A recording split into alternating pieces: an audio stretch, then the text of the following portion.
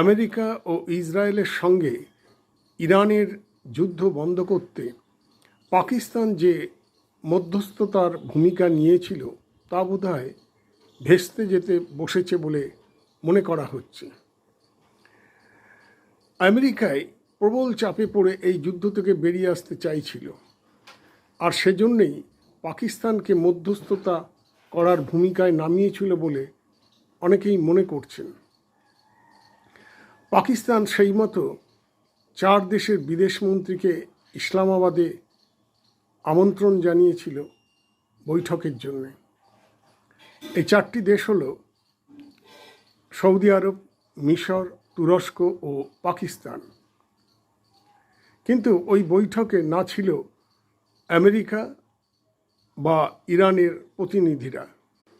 বৈঠক থেকে তেমন কিছু ফল মিলেছে বলে মনে হচ্ছে না, কারণ যুযুধমান দেশগুলির নেতারা যেসব বিবৃতি দিচ্ছেন এবং যুদ্ধ যেভাবে গড়িয়ে চলেছে তাতে মনে হচ্ছে না যুদ্ধ থামানো যাচ্ছে। ডোনাল্ড ট্রাম্প জানিয়েছিলেন যে ইরানের সঙ্গে আমেরিকার কথা চলছে, শীঘ্রই তারা বৈঠকে বসে যুদ্ধ থামানোর চেষ্টা করবেন।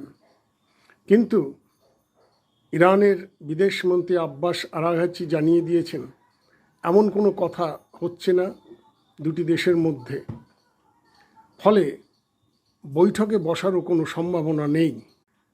এরপরই আমেরিকার প্রেসিডেন্ট ডোনাল্ড ট্রাম্প জানিয়ে দেন যে বৈঠক না হলেও এই যুদ্ধ 2-3 সপ্তাহের মধ্যে থেমে যাবে বলে তিনি আশা করছেন।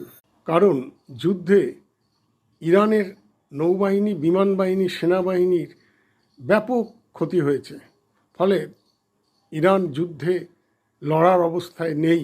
ইরান কিন্তু পাল্টা হামলা চালিয়ে যাচ্ছে, ফলে এই যুদ্ধ 2-3 সপ্তাহের মধ্যে থামবে বলে মনে হচ্ছে না। পাকিস্তান নিজের স্বার্থেই এই যুদ্ধে বন্ধে মধ্যস্থতার ভূমিকা নিয়েছিল। একদিকে আমেরিকার কাছে ভালো সাজা, 2 যুদ্ধের দরুন তীব্র জ্বালানি সংকটে পড়েছে পাকিস্তান। যুদ্ধ বন্ধ হলে জ্বালানি তেল ও গ্যাস আমদানি সম্ভব হবে।